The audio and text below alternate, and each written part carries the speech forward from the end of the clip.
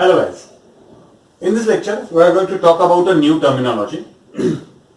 Consider करो ये एक रॉड है, ठीक है ना, और ये रॉड जो है यहाँ पे पिवोट करके रखा हुआ है, यहाँ पे फिक्स करके रखा हुआ है. नाउ इट इज एक्सपेक्टेड कि ये वाला जो रॉड है, ये वाला रॉड सिर्फ ऐसे मूव हो, ठीक है ना, ऐसे मूव हो, ऐसे ही एक्सपेक्टेड है, ठीक है ना. मैंने इसको ऐसे पकड़ के रखा हुआ है यहाँ पे. It is expected to move about this axis of rotation. ये वाला जो है, ये वाला एक्सिस ऑफ रोटेशन है, ठीक है ना, ये वाला उसका एक्सिस ऑफ रोटेशन है, वो सिर्फ ऐसे मूव हो सकता है, ठीक है. अब मैंने क्या किया, ये वाला जो हाथ था, इस हाथ से मैंने इसको फोर्स लगाया, ठीक है ना. मैंने जितना ज्यादा फोर्स लगाया वो उतनी ज्यादा तेजी से रोटेट हुआ.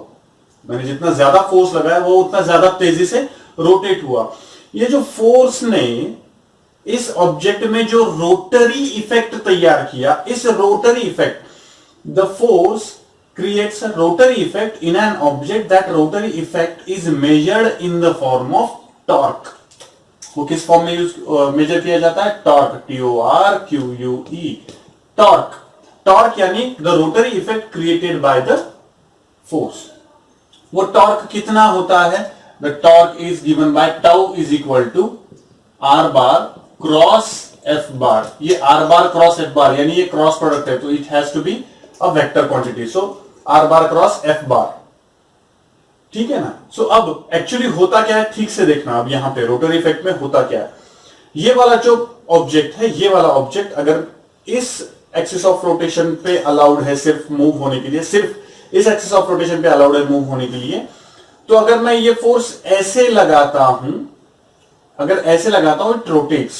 अगर मैं एग्जैक्टली ऐसे लगा रहा हूं, ठीक है ना, हॉरिजॉन्टल फोर्स ऐसे लगा रहा हूं, तो इट रोटेट्स, ठीक है ना. तो ये रोटरी इफेक्ट जो होता है, इसमें द थिंग इज, ये आर जो होता है, it is basically the perpendicular distance between the force vector. ये जो फोर्स वेक्टर है, इस फोर्स वेक्टर का and the axis of rotation के बीच का जो परपेंडिकुलर डिस्टेंस है, वो परपेंडिकुलर डिस्टेंस ये आर बार है. यानी यहां पे आप देखोगे तो ये एक्सिस ऑफ रोटेशन है, ये आपका फोर्स वेक्टर है. देखो ठीक से, ये फोर्स वेक्टर है. तो ये जो फोर्स वेक्टर है और ये जो आपका एक्सिस ऑफ रोटेशन के बीच में परपेंडिकुलर डिस्टेंस कितना है? इतना परपेंडिकुलर डिस्टेंस है. तो ये आपका आर बार है, ठीक है ना, ये आपका आर बार है. Getting the point? समझ लो ठीक से, ये आपका आर बार है, ठीक है. So r bar cross f bar, यानी अगर मैं ऐसे फोर्स लगाता हूं, अगर मैं ऐसे फोर्स लगाऊंगा तो it will rotate in this direction, ठीक है, it will rotate in this direction. अगर मैं ऐसे फोर्स लगाता हूं तो it will not make any effect, it will not make any rotary effect. इसका मतलब ये होता है, whenever you apply the force parallel to the axis of rotation, the torque is zero. ठीक है, whenever you apply the force parallel to the axis of rotation, the torque is zero. ठीक है. अब दूसरा एक देखा मैंने, ठीक है, मैं ऐसे लगा रहा था, मैं ऐसे लगा रहा था फोर्स, तो ये रोटरी मोशन तैयार कर रहा था. अब मैं अगर ऐसे लगाता हूं फोर्स, तो क्या होगा? अगर मैं फोर्स ऐसे लगाता हूं तो भी ये रोटरी इफेक्ट तैयार नहीं करता है, तो भी ये इसमें रोटेशंस तैयार नहीं करता है, because it is allowed to move in this plane only. तो अगर मैं ऐसे फोर्स लगाऊंगा तो इट विल नॉट रोटेट, ये रोटेट नहीं करेगा, ये रोटरी इफेक्ट भी तैयार नहीं करता है. इसका मतलब अब देखो यहां पे ये वाला जो आर है, आर को अगर मैं पैरेलल फोर्स लगाता हूं, आर को अगर मैं पैरेलल फोर्स लगाता हूं, तो यहां पे मुझे पता है R dot F dot sine theta. अगर आर और एफ दोनों एक दूसरे को पैरेलल होंगे, आर और एफ एक दूसरे को पैरेलल होंगे, ये वाला आर है, ये वाला मैं फोर्स लगा रहा हूं एफ, आर और एफ ये दोनों एक दूसरे को पैरेलल हैं. अगर ये दोनों एक दूसरे को पैरेलल होंगे तो theta is equal to zero, so torque is equal to zero. यानी अगर force parallel to the axis of rotation है तो भी टॉर्क जीरो होता है. अगर फोर्स पैरेलल टू द, ठीक है ना, parallel to the line joining to the axis of rotation and the perpendicular distance, sorry the force vector, इन दोनों को ज्वाइन करने वाली लाइन को भी अगर पैरेलल होता है तो भी टॉर्क जीरो होता है, तो भी टॉर्क जीरो होता है. अब तीसरी केस देखते हैं. मैंने क्या किया, इसको ऐसे पकड़ा हुआ है, मैंने ऐसे फोर्स लगाने के बजाय थोड़ा सा टेढ़ा फोर्स लगा दिया. जब मैं ऐसे फोर्स लगाता था तो भी वो इसी डायरेक्शन में रोटेट हो रहा है, अगर मैं थोड़ा सा टेढ़ा फोर्स भी अगर लगा दूं तो भी वो इसी डायरेक्शन में रोटेट होगा, एज इफ अगर, ठीक है ना, अगर मैं ऊपर से देखूं तो ये मेरा पेन है, इस पेन को ऊपर से अगर देखूं तो मैं ये टेढ़ी डायरेक्शन में फोर्स लगा रहा हूं, लेकिन फिर भी ये ऐसे ही रोटेट हो रहा है, एज इफ अगर इस फोर्स को अगर मैं रिजॉल्व करूंगा तो ये वाला एक एंगल मिलेगा, ये वाला एक एंगल मिलेगा। So the thing is, as if ये वाला कंपोनेंट काम ही नहीं कर रहा है, सिर्फ ये वाला कंपोनेंट काम कर रहा है, so that it is rotating in this direction. ये वाला काम ही नहीं कर रहा है।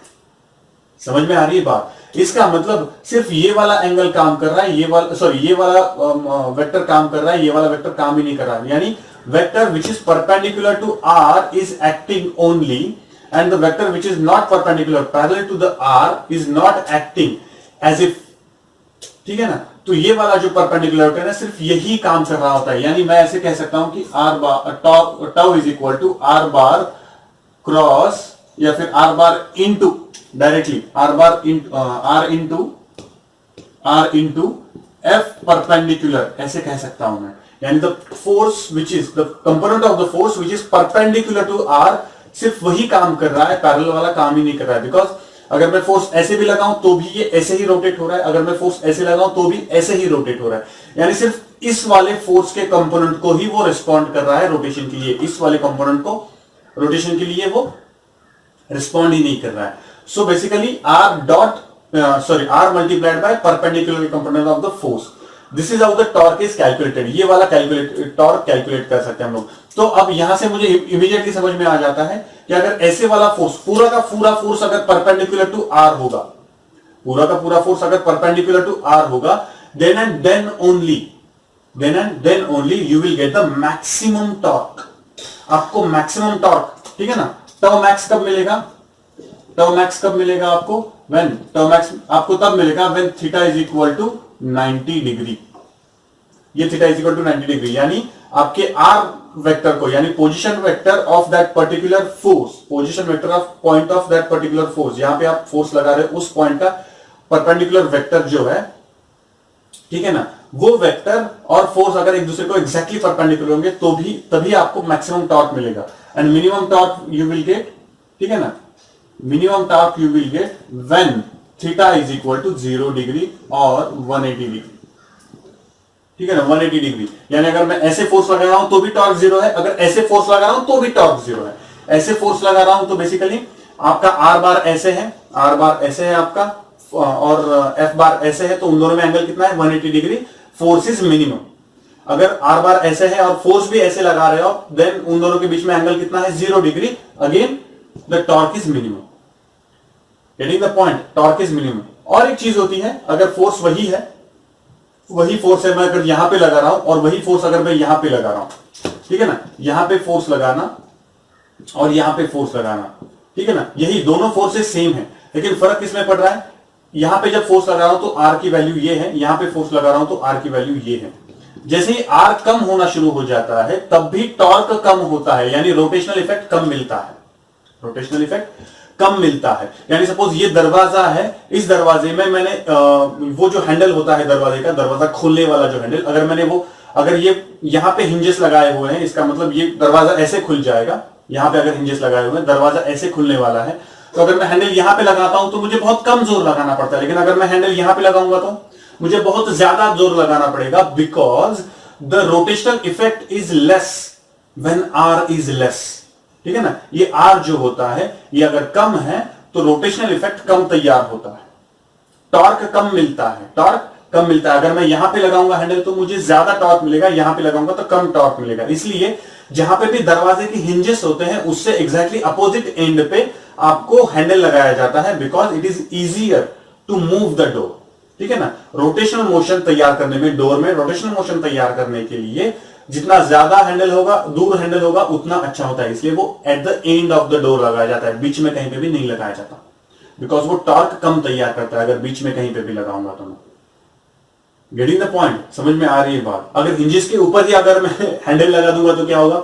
हिंजेस के ऊपर ही हैंडल लगा दूंगा तो आर की वैल्यू हो जाएगी 0, तो टॉर्क 0, आप दरवाजा ही नहीं खोल पाओगे। Getting the point? समझ में आ रही बात? सो ये वाला टॉर्क होता है। टॉर्क बेसिकली क्या तैयार करता है? रोटेशनल इफेक्ट तैयार करता है। ठीक है, ट्रांसलेटरी मोशन में जो फोर्स का काम होता है एग्जैक्टली वही काम होता है रोटेशनल मोशन में टॉर्क का। जो भी सारी चीजें ट्रांसलेशन मोशन में फोर्स करता है वही सारी चीजें रोटेशनल मोशन में टॉर्क करता है। ठीक है ना, वन बाय वन देखेंगे हम लोग। और एक चीज रहेगी हमारी बतानी कि ये टॉर्क का अगर फॉर्मूला है तो टॉर्क जो होगा उसका यूनिट क्या होगा, न्यूटन मीटर, खत्म। ठीक है ना, टॉर्क का यूनिट क्या होगा, torque is measured in newton metre. सही है, torque is measured in newton metre. So this is how the torque is calculated. अब और थोड़े से प्रॉपर्टीज देखेंगे टॉर्क की, कि टॉर्क कैसे कैसे काम करता है। You will come to know the exact idea about the torque. Okay, torque जो है, torque is an axial vector, क्योंकि ये एंगुलर कंपोनेंट है, एंगुलर पैरामीटर है। एंगुलर पैरामीटर इसलिए वो क्या है, एक्सियल कंपोनेंट है। ठीक है ना, एक्सियल कंपोनेंट है, इसका मतलब उसकी दो ही डायरेक्शन हो सकती है, एक क्लॉकवाइज डायरेक्शन, एक एंटी क्लॉकवाइज डायरेक्शन। यानी जब कभी भी मैं फोर्स किसी भी ऑब्जेक्ट पे अप्लाई करता हूं टू क्रिएट द रोटेशन, तो वो फोर्स आइदर उस ऑब्जेक्ट को क्लॉकवाइज डायरेक्शन में रोटेट कर सकता है या फिर एंटी क्लॉकवाइज डायरेक्शन में रोटेट कर सकता है। सही बात है। तो आप कंसिडर करो कि एक से ज्यादा फोर्सेस काम कर रहे हैं। सपोज एक रॉड है, ठीक है, इस रॉड पे यहां पे एक फोर्स काम कर रहा है और यहां पे एक फोर्स काम कर रहा है। सपोज ये फोर्स F2 पकड़ा मैंने, ये फोर्स F1 पकड़ा मैंने। सपोज यहां पे एक पिवोट है, ठीक है, ये पिवोट है। This pivot allows this rod to move in this plane, इस वाले प्लेन में वो रोटेट करने के लिए अलाउ कर रहा है सपोज। ठीक है ना, तो ये वाला जो फोर्स है, ये वाला फोर्स ऊपर वाली डायरेक्शन में फोर्स लग रहा है, यहां पे फोर्स इस वाली डायरेक्शन में लग रहा है। ये वाला जो फोर्स है वो क्लॉकवाइज टॉर्क तैयार करने की कोशिश कर रहा है मेरे हिसाब से। ठीक है ना, आपके हिसाब से एंटी क्लॉकवाइज। ठीक है ना, तो क्लॉकवाइज टॉर्क तैयार करने की कोशिश कर रहा है। ये जो फोर्स है ये एंटी क्लॉकवाइज टॉर्क तैयार करने की कोशिश कर रहा है आपके लिए क्लॉकवाइज। ठीक है ना, सो मुद्दा ये है कि net torque is nothing but torque created by this force is plus torque created by this force. तो इसका मतलब net torque of this whole rod tau bar is equal to tau 1 plus tau 2 which is equal to, अब ये वाला distance consider करो R1 और ये वाला जो डिस्टेंस है इसको हम R1 कंसिडर कर रहे हैं। ठीक है ना, और ये वाला जो डिस्टेंस है इसको कंसिडर करो R2, because it is a perpendicular distance. यही तो परपेंडिकुलर डिस्टेंस है। अब यहां पे टाउ 1 इज इक्वल टू क्या मिलेगा, sorry plus tau 1 is equal to क्या मिलेगा मुझे, tau 1 is equal to, so tau 1 is equal to R1 bar cross F1 bar plus R2 bar cross F2 bar. सही है। अब होता यह है कि यहां पे R1 F1, ये आपका R1 है, बेसिकली ये आपका R1 वेक्टर है, ये आपका R2 वेक्टर है। ठीक है, सो R1 वेक्टर और F1 इन दोनों में एंगल कितना है, ये आपका R1 है और ये आपका F1 है। इन दोनों में एंगल कितना है, 90 डिग्री। गेटिंग द पॉइंट, इन दोनों में एंगल कितना है, 90 डिग्री। अगर 90 डिग्री है तो इनका क्या आएगा, क्रॉस प्रोडक्ट क्या आएगा, F1 R1 प्लस इसका भी क्या आएगा, F2 R2। ठीक है, अब मुद्दा ये आता है यहां पे कि ये वाला जो F1 वेक्टर है ये तैयार कर रहा है क्लॉकवाइज रोटेशन और F2 जो है वो तैयार कर रहा है anti clockwise rotation. Axial vectors में, ठीक है ना, आपका टॉर्क जो है वो एक्सियल वेक्टर है। एक्सियल वेक्टर्स में दो ही टाइप के डायरेक्शंस होते हैं, क्लॉकवाइज एक एंटी क्लॉकवाइज। तो अगर आप क्लॉकवाइज डायरेक्शन को पॉजिटिव पकड़ रहे हैं तो एंटी क्लॉकवाइज डायरेक्शन को आपको नेगेटिव पकड़ना पड़ रहा है। यानी ये वाला जो टॉर्क है, ये वाला टॉर्क अगर क्लॉकवाइज है और इसको अगर मैं पॉजिटिव पकड़ रहा हूं तो ये वाला टॉर्क ऑब्वियसली क्या होगा, नेगेटिव, बिकॉज ये वाला फोर्स इस रॉड को ऐसे घुमाने की कोशिश कर रहा है। गेटिंग द पॉइंट, इसको क्या कैसे कर घुमाने की कोशिश कर रहा है, ऐसे वाला। सो बेसिकली ये प्लस नहीं होगा, ये वाला माइनस होगा। यहां पे ये वाला भी मुझे क्या लिखना पड़ेगा, माइनस, और यहां पे ये वाला भी क्या लिखना पड़ेगा मुझे, माइनस। सो मुझे नेट टॉर्क मिल जाएगा। बेसिकली यहां पे नेट टॉर्क का मैग्नीट्यूड मिल जाएगा। एंड डायरेक्शन क्या होगी टॉर्क की, ठीक से देखो, डायरेक्शन क्या होगी, net torque will be the perpendicular to this plane. Axial vector है, क्रॉस प्रोडक्ट है, कहां गया, क्रॉस प्रोडक्ट है। तो R1 किस प्लेन में है, इसी प्लेन में है। F1 किस प्लेन में है, इस प्लेन में है। यानी इस प्लेन को परपेंडिकुलर टॉर्क की डायरेक्शन होगी। ठीक है ना, टॉर्क की डायरेक्शन होगी। डिपेंड करता है कि कौन सा इसमें, इन दोनों में से कौन सा टॉर्क बड़ा है, उसके हिसाब से वो अंदर जाएगा कि बाहर आएगा, डिपेंड करता है। ठीक है, so that is a different thing. लेकिन मुद्दा ये है यहाँ पे कि आपको इतना मिलेगा। अगर मल्टीपल टॉर्क्स काम कर रहे हैं, मल्टीपल फोर्सेस काम कर रहे हैं, तो आपको हर फोर्स का टॉर्क ऐड करना पड़ता है। So net torque is equal to tau 1 plus tau 2 plus tau 3 and so. समझ में आई बात? So this is how it is done, यानी एग्जैक्टली नॉर्मल जो भी कंडीशंस होती है, नॉर्मल कंडीशन में ट्रांसलेटरी मोशन में जो भी फोर्स का काम होता है एग्जैक्टली वही काम टॉर्क करता है इन the rotational motion. Rotational motion torque exactly वही काम करता है जो ट्रांसलेटरी मोशन में फोर्स काम करता है। वो सारी एनालॉजीज एंड फॉर्मूलाज हम देखेंगे तो आपको समझ में आएगा कि एग्जैक्टली हाँ यार ये रिलेटेड है, ठीक है ना। स्लोली स्लोली देखेंगे और टॉर्क की एक दो प्रॉपर्टीज देखते हैं हम लोग। अब रोटरी मोशन और ट्रांसलेटरी मोशन को कंपेयर करते हैं। सपोज ये ट्रांसलेटरी मोशन और ये रोटरी मोशन, ठीक है ना। अब ट्रांसलेटरी मोशन में मुझे पता है F bar is equal to M into A bar. Translatory motion में F bar is equal to M into A bar. Exactly यही एनालॉगस फॉर्मूला आ जाता है रोटरी मोशन में। फोर्स के एनालॉगस रोटरी मोशन में कौन है? टॉर्क है। Tau bar is equal to mass के एनालॉगस रोटरी मोशन में कौन है? Yes, moment of inertia. So I dot, ठीक है ना, ए एक्सेलरेशन से एनालॉगस कौन है वहां पे? अल्फा, ठीक है ना। So it is I alpha, ठीक है, I अल्फा। उसके बाद दूसरा फॉर्मूला आ जाता है यहां पे work done is equal to, so in the translatory motion work done is equal to integration of F into ds। यहां पे S क्या है? डिस्प्लेसमेंट है, F इंटू ds। तो ऑब्वियसली यहां पे क्या होगा? Work done is equal to integration of F के बजाय यहां पे क्या आएगा? टाउ इंटू ds की बजाय यहां पे क्या आएगा? d थीटा, एंगुलर डिस्प्लेसमेंट, सही है। तीसरा आएगा P। What is P? Not power, it is momentum. So P is equal to M into V, हमें पता है V bar. So P bar is equal to M into V bar. तो यहां पे क्या आएगा? ये लीनियर मोमेंटम है, ये वाला angular momentum. So L bar is equal to क्या आएगा? I डॉट ओमेगा बार, ठीक है ना, I डॉट ओमेगा बार, ठीक है। उसके बाद यहां पे मुझे पता है force is equal to rate of change of linear momentum with respect to time, remember. So dp bar divided by dt, force is equal to rate of change of linear momentum per unit time, Newton's second law, Newton का second law. तो यहां पे क्या आएगा? Tau is equal to, ठीक है ना, F bar, tau bar is equal to, यहां पे लीनियर मोमेंटम, यहां पे कौन होगा? Angular momentum. So dl bar divided by dt, rate of change of linear momentum.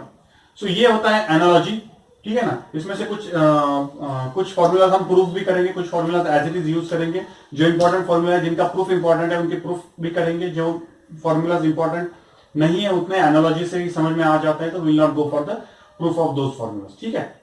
चलो अब एक छोटी सी नई कंसेप्ट पढ़ते हैं, समझ में आ जाएगी। वहां पे हमें बहुत ज्यादा इंपॉर्टेंट एक पार्ट समझ में आने वाला है, तो ठीक से देखना। कंसीडर करो एक रॉड है, ये वाला जो रॉड है, इस रॉड के इस एंड पे मैं एक F फोर्स लगा रहा हूं और इस एंड पे भी मैं एक F फोर्स लगा रहा हूं, ठीक है। तो अब इंटरेस्टिंग पार्ट देखो यहां पे कि ये वाला जो रॉड है, इस वाले रॉड पे नेट फोर्स कितना लग रहा है। अगर मैं इस रॉड की फ्री बॉडी डायग्राम निकालूं तो फ्री बॉडी डायग्राम निकालने के बाद इस पे एक फोर्स कर रहा है ऊपर वाली डायरेक्शन में काम, दूसरा फोर्स कर रहा है नीचे वाली डायरेक्शन में काम, ये F फोर्स है, ये भी F फोर्स है। तो net force acting on the body zero, net force acting on the body zero. The body is in equilibrium, the body is in equilibrium. नहीं यार, प्रॉब्लम क्या हो रहा है कि बॉडी रोटेट तो हो रही है, यानी मोशन में तो है। Whenever you say equilibrium, इसका मतलब object is not changing the state, लेकिन यहां पे तो स्टेट चेंज कर रहा है। हाँ, ट्रांसलेटरी स्टेट चेंज नहीं कर रहा है शायद, लेकिन रोटरी स्टेट तो चेंज कर रहा है, रोटरी स्टेट तो चेंज कर रहा है, यानी रोटेशन तो कर रहा है। So you cannot call this object as in the equilibrium. यानी अब तक हम कंसिडर करके चल रहे थे कि summation of F is equal to zero, यानी सारे फोर्सेस का अगर एडिशन जीरो हो जाता है तो वो use to call this object is in equilibrium. लेकिन अब ये कंप्लीट ट्रुथ नहीं रहा, बिकॉज यहां पे तो net force acting on the body is zero, still the object is rotating, the object is rotating.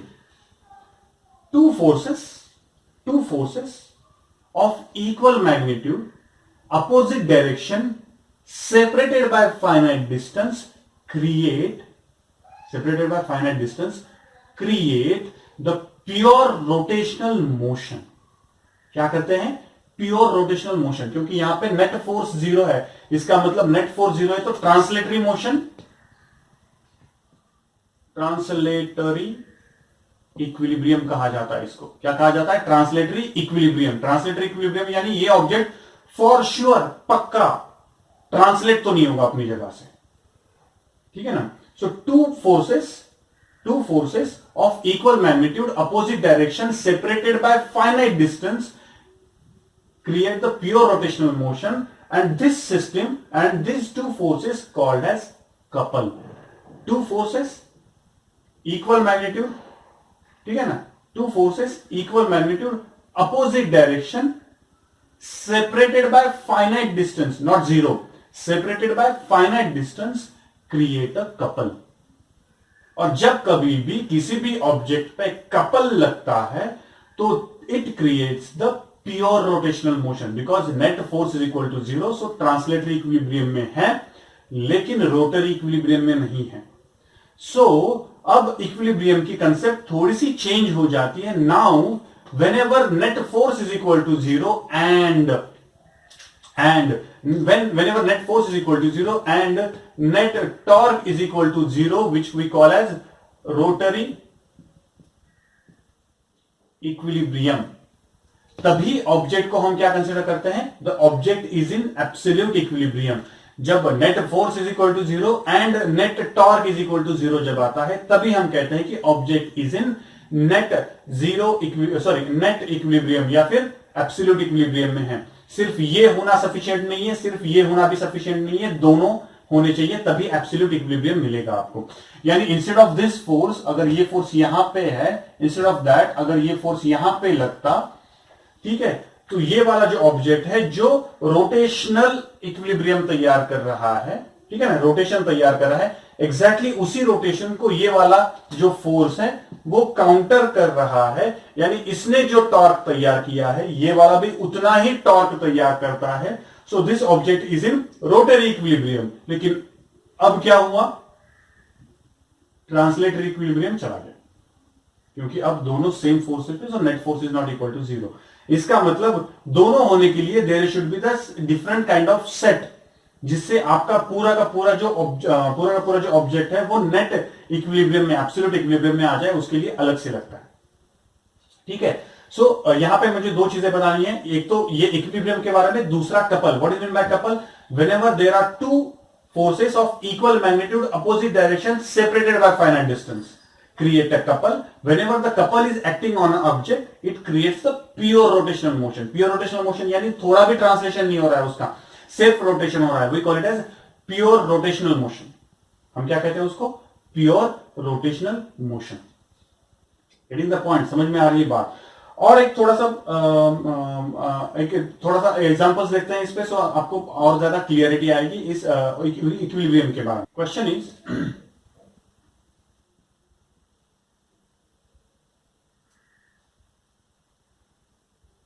यहां पे एक पॉइंट दिया हुआ है आर,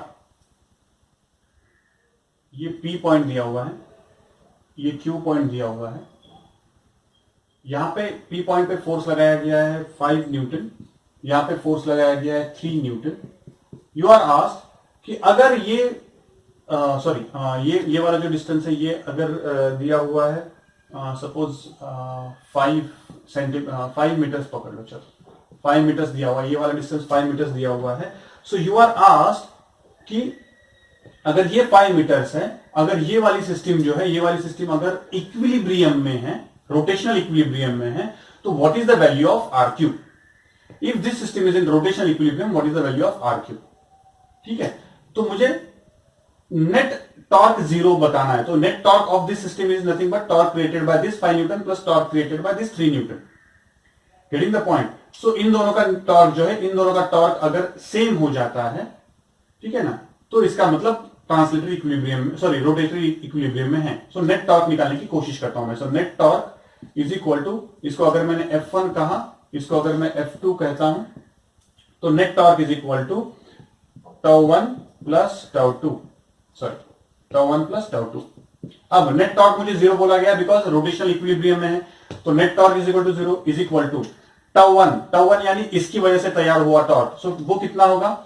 देखो यहां पे वो कितना होगा, R1 bar cross F1 bar plus R2 bar cross F2 बार। अब R1 बार क्रॉस F बार, ठीक है ना। सो R1 F1 sine theta, theta means angle between R1 and F1। तो F1 है और ये आपका R1 है, सही है, ये आपका R1 है और ये F1 है, दोनों में एंगल कितना है 90 डिग्री। तो ये कितना हो जाएगा R1 F1 plus R2 F2, ठीक है। अब द थिंग इज कि यहां पे आप ठीक से देखोगे तो ये वाला जो फोर्स है, ये वाला फोर्स इस रॉड को इस ऐसा रोटेशन देने की कोशिश कर रहा है, ठीक है ना, एंटी क्लॉकवाइज रोटेशन देने की कोशिश कर रहा है, और ये वाला जो फोर्स है उसको क्लॉकवाइज रोटेशन देने की कोशिश कर रहा है। अगर ये एंटी क्लॉकवाइज देने की कोशिश कर रहा है, ये क्लॉकवाइज देने की कोशिश कर रहा है, तो बेसिकली दोनों के टॉर्क का क्या होना चाहिए, सब्सट्रैक्शन होना चाहिए, दोनों के टॉर्क का सब्सट्रैक्शन होना चाहिए, ठीक है। तो खत्म। अब यहां पे मुझे पता है कि R1 यानी ये वाला डिस्टेंस, ये कितना है 5, सो 5 मल्टीप्लाइड बाय ये वाला कितना है 5, माइनस R2 कितना है, R2 मुझे फाइंड आउट करना है, सो RQ मल्टीप्लाइड बाय F2 पता है कितना है 3 न्यूटन, ठीक है ना। सो 3, सो कितना आएगा ये answer, RQ will be equal to 25 divided by 3। तो be this rod in the rotational equilibrium, ये कितना होना चाहिए 25 डिवाइडेड बाय 3, ये इसका डिस्टेंस होना चाहिए, तभी ये वाली सिस्टम क्या हो जाएगी, रोटेशनल इक्विलिब्रियम में होगी, रोटेशनल इक्विलिब्रियम में होगी। Getting the point. So these are the this type of examples we have to do. So ऐसे डिफरेंट एग्जांपल्स हम करेंगे, ठीक है ना। I will send you the worksheet, तो उस वर्कशीट में से एग्जांपल सॉल्व करो, try to do by them by yourself, and if there are doubts please ask. Thank you.